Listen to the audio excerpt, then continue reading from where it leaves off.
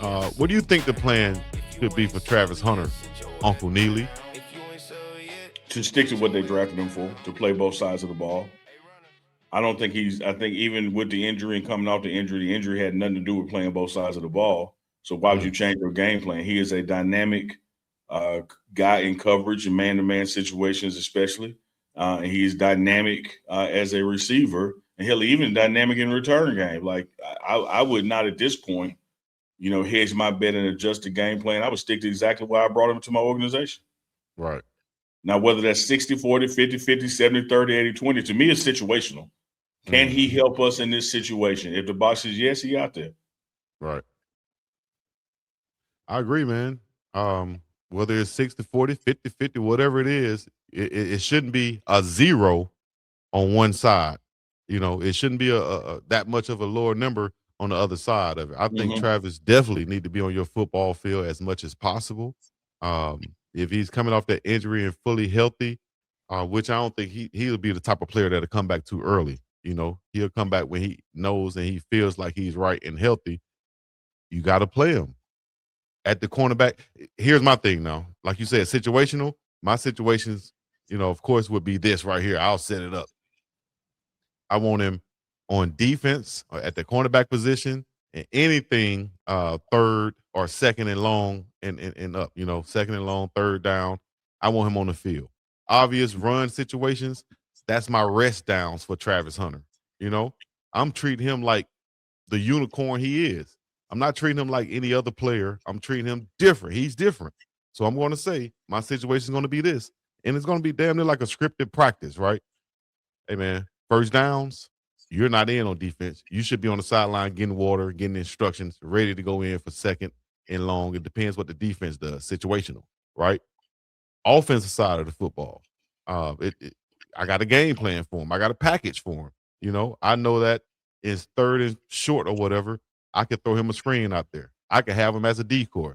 I got whatever it is game planned for uh before each game, and you go at it accordingly. And you find those rest situations for him, which I would say on those rundowns. I wouldn't put him out there in obvious.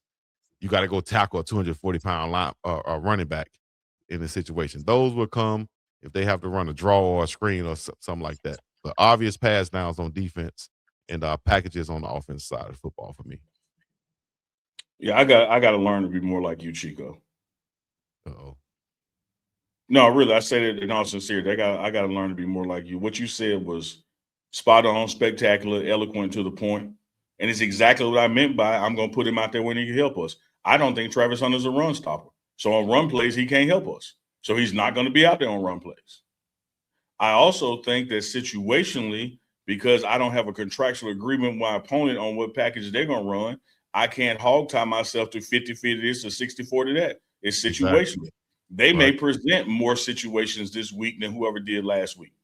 And Mm-hmm. then on my side of the ball, the things I can control, is probably because he doesn't necessarily need quote unquote help in covering somebody one on one. That's why he's with them one on one. But for receiver, he needs chemistry with the quarterback. I can see there are times in practice he spends more time with receiver developing that chemistry with the quarterback. But when it's time for single coverage, no safety over the top, and he just got their fastest guy down the sideline, Travis could do that right now. He roll out of bed, like Coach Prime said about Cheetah not stretching. Like he that's what he built for. Right. So Man you're coverage. I'm gonna control the situations that I can control. My game plan on offense and no run plays, clear run plays. Other than that, if he is an asset in this particular what I'm eyeballing formation, this personnel package, he going in the game. Right. And I'm not gonna sit there and be Tampa. like, hey, what's the play count? Hey, I mean, he's not a major league pitcher with a reliever behind him. I'm not counting his pitches. Mm-hmm. It's more of a feel, eye test, consult with him, and knowing what you went into this game with the game plan that you came into this game with. Is a combination of all those things. I would think. You know, when and like I said, when you're on the sideline on 1st and 10, and you're getting water, and they mess around and get a 10-yard run, I'm not gonna send them in because it's still first down. Stay over here, get you some water. You know, and go from there that way. You know, you're an NFL head coach, dog. Y'all got people around y'all. You got general managers.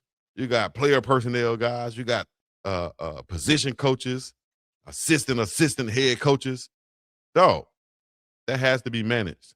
Just like the get back coach on the sideline, which is the strength coach. Things change. You know, his roles change, you know, based off the game or the game day or whether it's practice or whether it's summer, his roles kind of change and you adjust with that. And like Coach Prime say, man, your title only locates you, you know, to where I can find you in the office. Other than that, man, you should have on multiple damn hats and titles because you're doing multiple things out here to make us successful. Should be. That's right. And their hats shouldn't be like Uncle Neely's little hats either. Here's to the lube. Chico said, I'm going to get me some lube.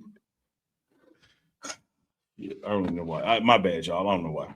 All right, this is the same person that come on here saying he got jam in his legs and he's ready to spread. But at least that's from a song, old school P-Funk, talking about Hump Day. It has relevance. It has connectivity. It gets the people going. It's provocative. Okay. No, it isn't. No one even knows what it means.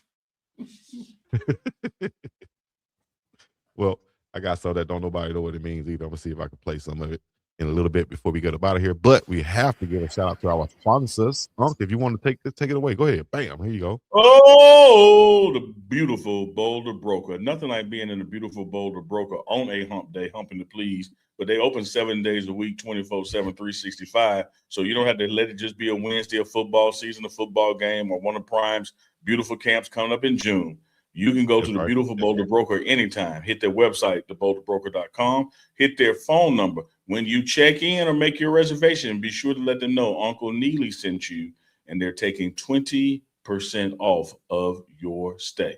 Shout out to the beautiful Boulder Broker. Speaking of beautiful, Denise Smith, State Farm Insurance Agent, been with us since day one, rocking with Uncle Chico as well as the morning run. All of your insurance needs, I don't care if it's health, home, auto, boat, renters, financial planning, whatever hyped up insurance needs that you got questions for, 303-343-3515. That's the phone. And Denise Smith Insurance.com. Traditional spellings, DeniseSmithInsurance.com. Hit her up. Hit her up. And you spoke about those camps, Unc? Wow. Yes, sir. What's going on? Essentially June 4th through the 18th. You got various camps taking place from the elite camps, 7-on-7, back-to-back days of youth camps. I think that's the 9th, 10th, and then the women's camp on the 11th. Then you're coming back to next week for specialists in Big Mon camps. So when you get to the first week of June, for about the next 14 days in June, there's a camp just about every day or every other day. Culminating on the June 17th one with the Buffalo Elite 5-on-5 in Lyman camp. Again, the youth camp is 2 day, June 9 and 10th. The women's camp is June 11th. Got 7-on-7 in there as well. There it is, June 17th, the primetime 7-on-7 camp. And the elite camp, I think that's 9th through and upcoming 12th graders. I think that's the June 4th one. Right. And we can't forget about, hold on, let me see. We can't forget about the, I don't know, you said it, right? You said the women's camp too, right? Yeah, June 11th is the women's camp. Wake up, turn the vibe on. Chico talk wild, Neely giving them side A. Big mama call Neely girl, he like wire. Pose on Chico mouth, man, that boy too sly. Wake up, tap in, drop a super chat now. Morning run go dumb, funniest in town. If you ain't sub yet, sit your ass down. If you ain't sub yet, sit your ass down. Hey runners, grab your coffee, grab your meds, grab your patience. Chico about to lose his mind in 3, 2, 2, 2. Deep side, Lord, why you give me a little one hand?